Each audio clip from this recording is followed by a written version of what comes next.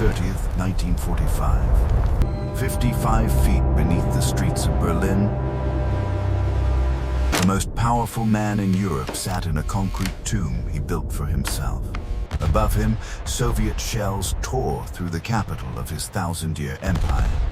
Below him, the people who once worshipped him were planning how to survive once he was gone. This is the last 24 hours of Hitler's bunker, hour by hour, and almost no one made it out. Let's rewind. Just before midnight on April 29th, while Soviet troops were less than half a mile from the bunker entrance, Adolf Hitler got married. Eva Braun, his companion of 14 years, finally got the wedding she had always wanted. In a concrete room, underground, with artillery shaking the ceiling. A city official named Walter Wagner was dragged into the bunker to perform the ceremony. Both the bride and groom signed the marriage certificate. Eva started to write her maiden name, Braun, then crossed it out. She wrote Eva Hitler instead. The witnesses were Joseph Goebbels and Martin Bormann. After the ceremony, there was champagne. Hitler's inner circle gathered in the conference room. They toasted the marriage, but no one smiled, because everyone in that room knew what was coming next. After the toast, Hitler pulled his secretary, Traudl Junge, into an adjacent room. He began dictating his final political testament. In it, he blamed the war on everyone else, the Jews, his generals, the German people for being too weak. He named his successors, Grand Admiral Karl Dönitz as president, and Joseph Goebbels as chancellor. He expelled Hermann Göring and Heinrich Himmler from the Nazi Party, accusing them of treason and secret negotiations with the Allies.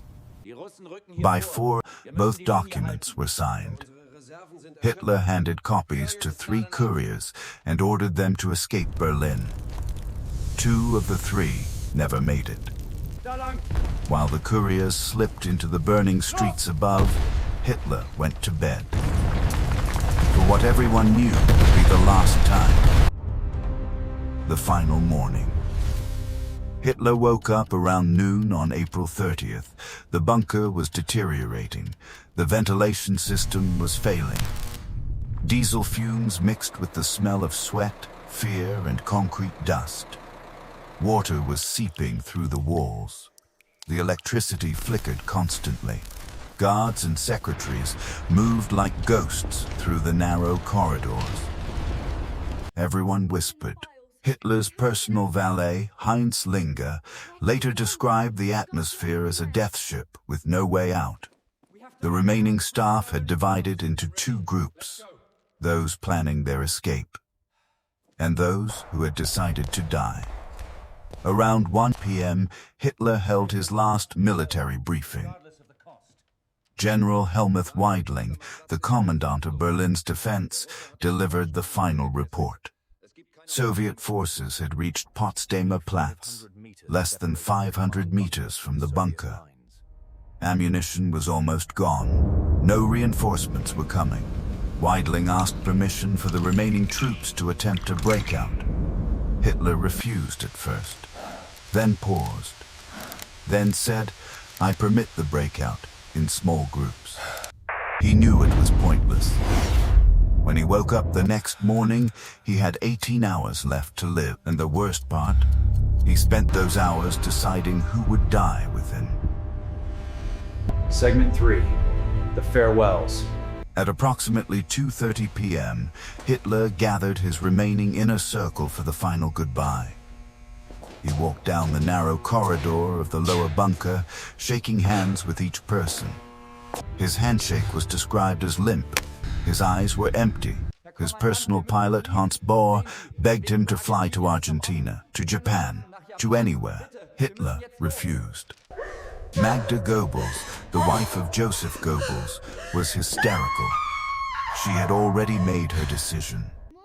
Her 6 children, Helga, Hildegard, Helmut, Holdine, Hedwig, and Heidrun, were playing in the upper bunker. They did not know what their mother had planned. We will come back to them. After the farewells, Hitler returned to his study. Eva was already inside. She was wearing a dark blue dress, his favorite. She had chosen it deliberately.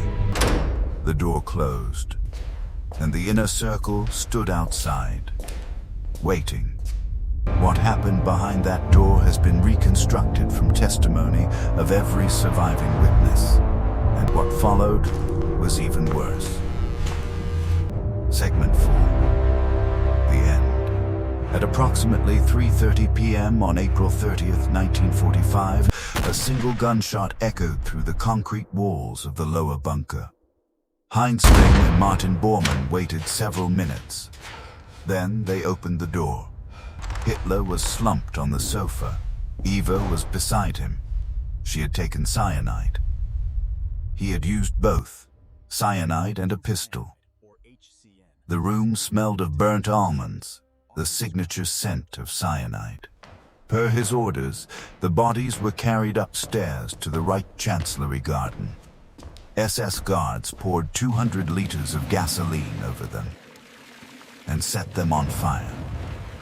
While Soviet shells continued to land meters away, the bodies burned for hours. Otto, Hitler's adjutant, stood guard over the fire. He later said the flames were barely visible against the fires consuming Berlin. The man who promised a 1,000-year empire burned in a ditch behind his own crumbling headquarters. Segment 5. The aftermath. With Hitler gone, the bunker descended into chaos. Some staff drank themselves unconscious. Others destroyed documents. Martin Bormann organized a breakout group for that night. Joseph Goebbels became Chancellor of Germany for exactly 1 day. On May 1st, he and Magda carried out their own plan. First, a doctor sedated the 6 Goebbels children with morphine. Then, Magda crushed cyanide capsules into each of their mouths, one by one. Helga, Hildegard, Helmut, Holdine, Hedwig, Heidrun. Then, Joseph and Magda Goebbels walked into the garden and ended their own lives. The bunker staff who remained attempted to escape through the subway tunnels. Some made it. Martin Bormann did not. His body was found decades later near the Lehrter station. On May 2nd, Soviet soldiers entered the bunker. They found bottles, documents, half-eaten meals, and the bodies of those who chose to stay. Conclusion. The 1,000-year Reich lasted 12 years. The bunker that was supposed to protect the leader of that empire became his coffin. 55 feet underground, surrounded by concrete and fear, the most destructive ideology of the 20th century consumed its. No trial, no surrender, just a locked door, a single gunshot, and a fire in the garden. The bunker was demolished by the Soviets in 1947. Today, if you walk through Berlin, there is a small information board in an ordinary parking lot. That is the only marker. No monument, no memorial, just asphalt over the grave of an empire that was never supposed to end. The question I want to leave you with, knowing what happened in those final 24 hours, do you think Hitler knew he had already lost? Or did he believe, even at the end, that somehow he could still win? Tell me in the comments. And if this is your first time here, subscribe. We cover the stories they don't put in textbooks. Next week, we look at the 7 most insane soldiers of World War II. Push forward! Move up!